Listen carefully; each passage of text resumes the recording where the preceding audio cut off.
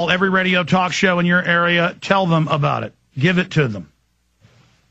And say, Charlie Sheen wants to have a meeting with the president. This is the evidence in his letter he would present to him. And this, he even studied Obama, thinking what Obama would probably say in the meeting, the type of whitewash answers. We actually went and pulled up quotes of Obama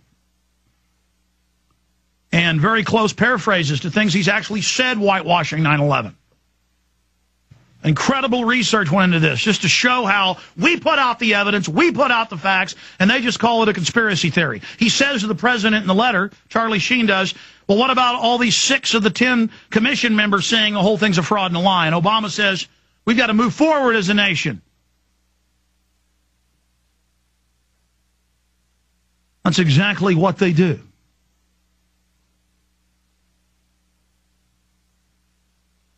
But this whole thing was designed and tailor-made for the media to grab a hold of it and to run with it.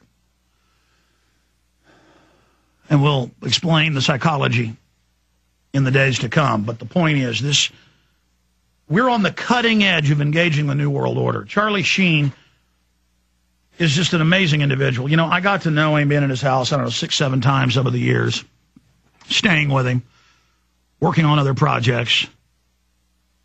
But now the last few meetings and the hundreds of phone calls and discussions and emails, to watch him spend day after day focused, researching. The guy's like a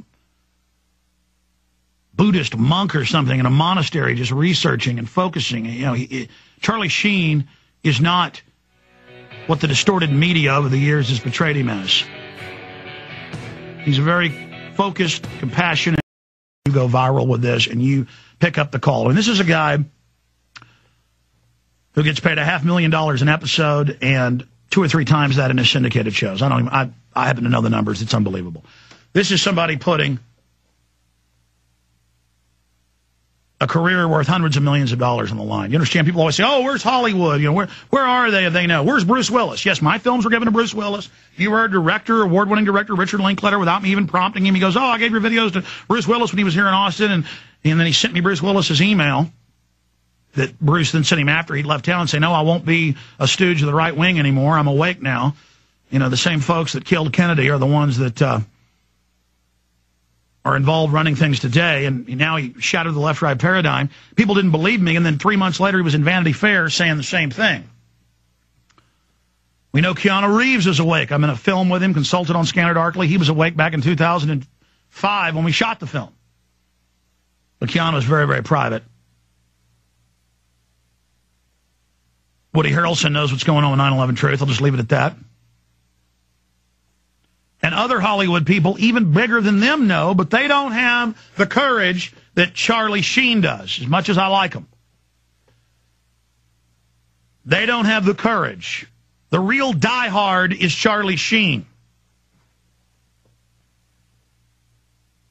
The real diehard is Charlie Sheen. He's the real guy out there doing it, putting it all on the line. You have no idea. You think the White House on record, New York Times, a year and a half after I told you about it, I just could only tell you vagaries. I said, yeah, Mark Cuban was threatened. I can't, you know, and those were private meetings, and that's all I can say. And then it came out the White House had a senior member, this is in the New York Times. Like, let's tell Watson to email us that. I forget the headline. I want to read that later. Call up Mark Cuban and email him and say, you son of a bitch, you better not do anything with 9/11 Truth in that film. We're coming after you. And then they indicted him a year later. And then he used that email and that phone call in court to shut down that fake prosecution. You think this is a game we're playing here, ladies and gentlemen? It's one thing to sit there and talk the talk, ladies and gentlemen, but we walk the walk here. And all glory goes to the creator of the universe. And I ask for a hedge of protection to be put up around myself, Charlie, and everybody else involved in this fight, because I don't even want to get into the latest stuff that's been going on behind the scenes. Yes, they've been listening to our phones. Yes, they were aware of it. Yes, they let us know they were aware of it. But we bit the bullet. We gave them the whole 9 yards. Whole 9 yards. That was the 26, 27 feet, whatever it was, and a B-17. The machine gun belts was... 9 yards. Nothing to do with football, that terminology. Giving something the whole 9 yards was like when they'd come back from a big battle, they'd say, yeah, we gave them the whole 9 yards. Well, we're giving them the whole 9 yards. The whole thing. And it's up to you how big this gets right now. It's up to you, ladies and gentlemen.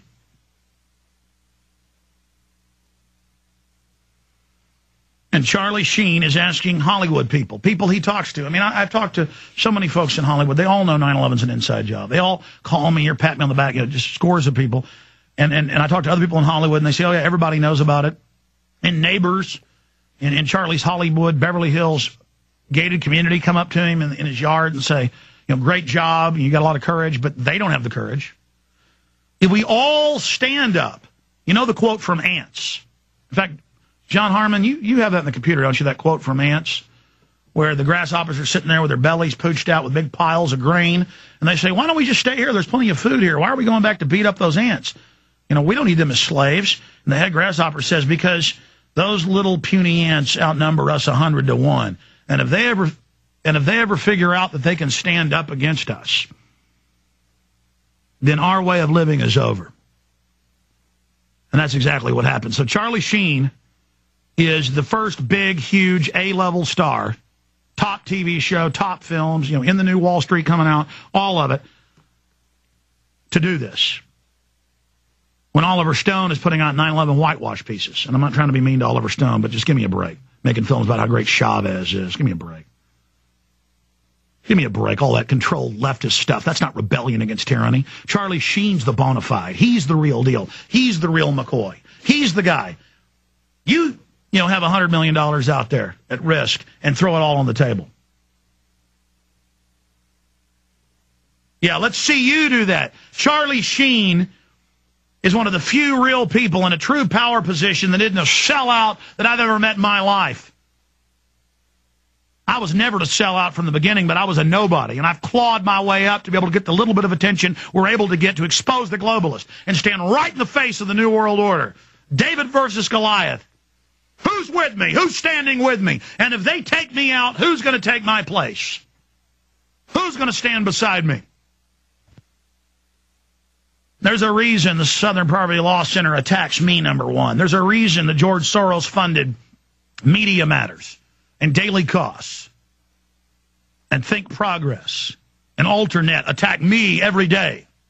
Because they know I'm for real, and they know we're taking the globalists on, and they know we're having a big effect on them. And in your gut, you know that we're on the front lines, and you know we've got a good chance of bringing these people down if we believe in victory. And if we realize the power we have. Look at how we're shooting down their global carbon tax takeover, their socialist healthcare takeover. Look how we're exposing their flu fraud. Look how we're exposing 9/11 as an inside job. Look how we're going after them boldly. Going in, through, and beyond with the shield of truth and the sword of love and honor and everything that's good. Charlie Sheen, from the bottom of my heart, my friend, I love you, and I appreciate you and everything you've done. And everybody, here's your chance. You asked for him to stand up. He did it. He stood up again in an even bigger way, an even more bold way, in a more flamboyant way. It's now your chance to stand with him. He's asking for your help. I'm asking for your help. Read his 20 Minutes with the President at prisonplanet.com.